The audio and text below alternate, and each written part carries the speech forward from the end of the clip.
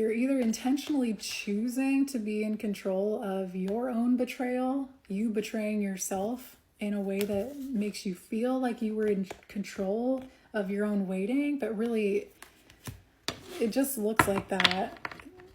It's like the illusion of that. Or you're betraying someone else by putting something off. Or you're betraying yourself by assuming that if you put something off, it's going to be helping someone else. When in reality, it's not.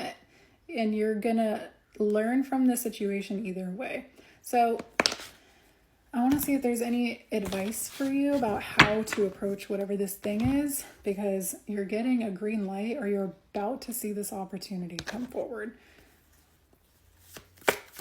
Again, the higher self. Stop longing, still your mind, and allow your higher self to use its infinite resources to comfort and guide you to the fulfillment of your desires. The number on that is 41. You're going to know what to do when this opportunity approaches. You're going to, like I was saying in part 1, you're going to be handed the sword, the opportunity to speak, right? The opportunity to trust, the opportunity to show or to ask, like this is talking about. When you get that opportunity, it's not going to be one where you're like, maybe you've never done whatever this is, or I don't know what this is. So, but when you see that opportunity, you have all the knowledge, you have everything here to be able to take the step. But you not taking the step, that's not your higher self. Your higher self knows exactly what to do and how to take this step, but it requires you putting yourself out there in some way. 36, the gardener. Weed out negativity and toxic thoughts to clear the way for new growth that is sure to come if you add habits that heal to your life.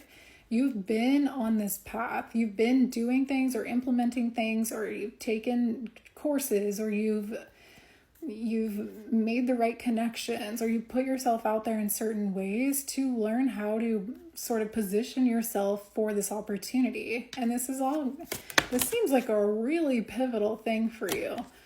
We have 16, the hopeful. The power of prayer and meditation can wake you up, renew your faith, help you attune to your needs, and align with your deepest truths. I also feel like that part of you could be waiting for the perfect moment and like for you to choose to do this, but then the other, like, because you're putting whatever this is off, it's gonna just be offered to you because it's like your guide's being like, look, we'll just make this a little bit easier. 42. 41, 42, 36, and 16. The wounded, be gentle with yourself and others because we have all been wounded in some way. A wound will always cry out to be healed.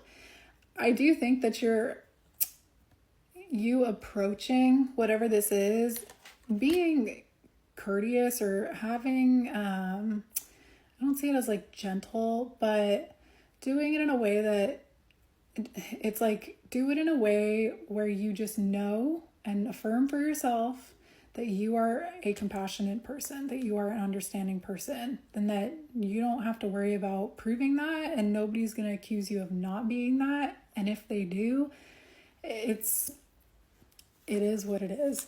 This does not look like a situation where you are doing something completely wrong. 51, the warrior or the worrier. You have some fear about whoever this is because it requires you to kind of hurt someone. It's what you're thinking. It's not your responsibility to ease the blow for this person. It's also not really your responsibility to... This is reminding me of 2 specific readings that I did last year. So I want to say this is not probably exactly what this is for everyone, but there are 2 collectives here. One collective... There are at least 2 collectives in this. One collective, you're being put in a position to have to break it off with somebody, to have to like do something that you've been putting off or that you haven't wanted to do for a long time. And the other collective, you're having to approach somebody like the complete opposite. Either you're going for someone that you know is on your path, or you're going for something that you know is on your path. And this could be a job, not just a person or a relationship, right? Whatever this is, you would know exactly what this is at this point. If this reading doesn't make sense, or if you're having to like put pieces together and figure it out, this isn't for you.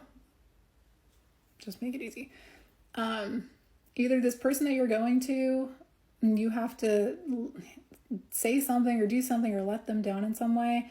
Let them figure out how to navigate being let down. It's not your responsibility to hold on to that potential grief, right? You may not even know if this person would feel grief, right? It would put you in a position that's uncomfortable because you'd have to deliver that news. Or you have to go for something that you know is on your path, and you have the freedom of choice, but you've denied this in the past, and they've been associated with someone that you've compared yourself to, or that has had this opportunity, and you know about someone in their past that like they didn't get it right or something like that, or this is somebody where like it could be that you don't want to be compared. I feel like you're not giving the weight of like whatever this actual thing is and like the love involved in it, or the fact that it's your actual purpose. You're not giving that enough weight. You're like not doing that justice at all.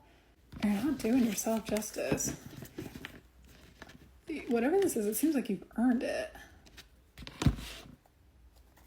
But you're letting others choose your path. So let's see if there's any animal bird insight here.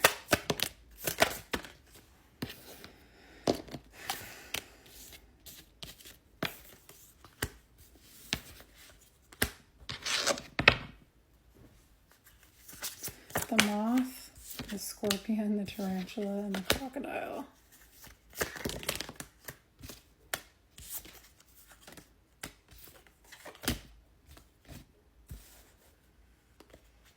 Whatever this is, if this is a person, I want to say they think that you don't take the situation or them seriously. And so there's like a damage control you'll have to do with that because of how long you've put this on for.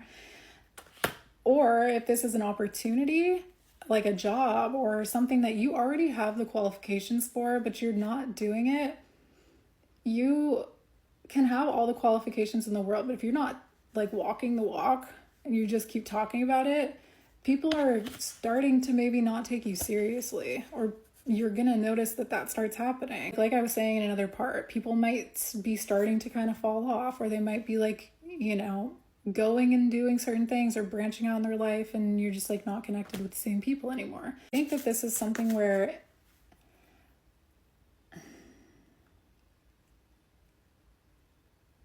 you've been at this crossroad for a long time, and there is like this energy of wait. You've been waiting. I do think part of it was very smart for you to not do this for however long you went not doing this. This is a card about wisdom.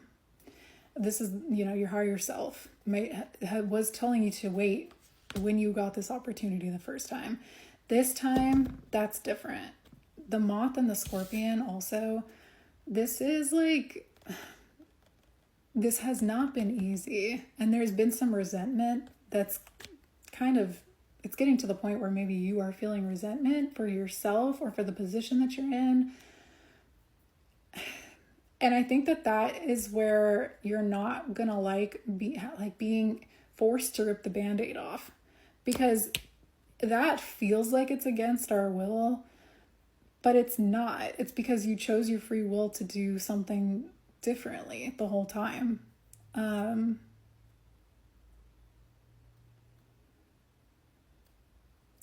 There is something about like not wanting somebody to think that you're taking the easy route or the easy way out.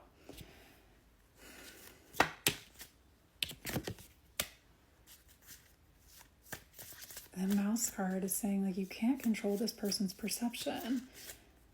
If you're letting this person's perception potentially like control you, then you're both people pleasers. You're both controlling to the same degree.